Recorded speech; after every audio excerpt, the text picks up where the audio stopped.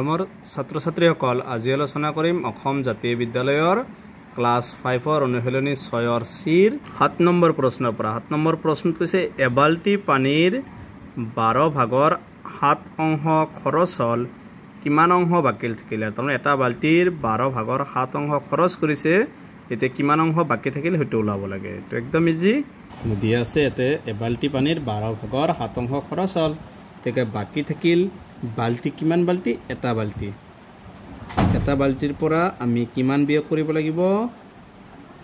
12 ভাগৰ 7 অংশটো বিয়োগ কৰিবা এইটো তলত একনে মানে 1 আৰু 12 লহাগু হ'ব 12 1 গুণ 12 বিয়োগ 1 লগত 7 পূৰণ কৰিলে কিমান হ'ব 7 তলত হ'ব 12 ওপৰত 12 পৰা 7 গলে কিমান থাকিব 5 মানে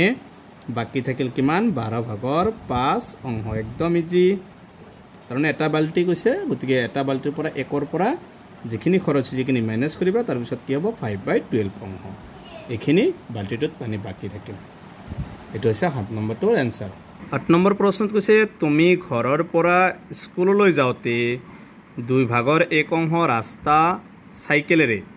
3 ভাগৰ 1 অংশ ৰাস্তা বাছেৰে আৰু বাকিখিনি খুজকাৰি গলা খুজকাৰি কিমান অংশ গলা তাৰমানে তুমি স্কুলত যোৱাৰ সময় সাইকেলেৰে গৈছো 2 ভাগৰ 1 অংশ আৰু বাছেৰে গৈছো কিমান 3 ভাগৰ 1 অংশ এতিয়া তুমি খুজকাৰি কিমান অংশ গলা হেতু ওলাব লাগিব ইয়া আছে যে সাইকেলেৰে গল 2 ভাগৰ 1 অংশ আৰু বাছেৰে গল 3 ভাগৰ 1 অংশ গতিকে আমি 1/2 আৰু 1/3 লহাগু লৈ লম 1/2 আৰু 3 লহাগু কিমান দুটা মৌলিক সংখ্যা পূৰণ কৰিবা 2 3 গুণ 6 মানে আমি লহাগুতে কিমান পাম 6 2 লগত কিমান পূৰণ কৰিলে 6 3 ওপৰতো 3 কৰিবা তলত হ'ব 6 ওপৰত 1 3 গুণ 3 আৰু এটা কি আছে 1/3 3 লগত কিমান পূৰণ কৰিলে 6 হ'ব 2 ওপৰতো 2 পূৰণ কৰিবা তলত হ'ব 6 ওপৰত হ'ব 2 এবাৰ চাবা আমাক ওলাব লাগে কিমান অংশ খুজকাৰি গল এতেকে খুজকাৰি যাব আমি এতেকে খুজকাৰি খিনি ওলাম